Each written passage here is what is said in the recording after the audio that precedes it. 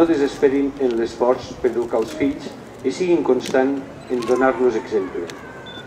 Que les famílies que pateixen la malaltia dins de casa, la pobresa o potser la droga i la incomprensió sentin sobre seu la protecció del Déu i dels germans. Confiem també a Sant Sebastià, les institucions del nostre poble i la nostra comarca.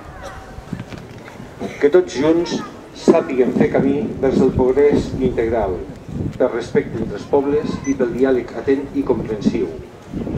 Que protegeixi els pobles que pateixen les conseqüències de la guerra i la fam. Tant de bo el nostre món s'allunyés per sempre de la bogeria, de la guerra i de la violència.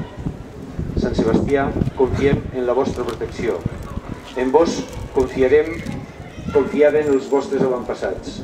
També nosaltres passem als nostres fills la torxa d'aquesta devoció. Així sigui.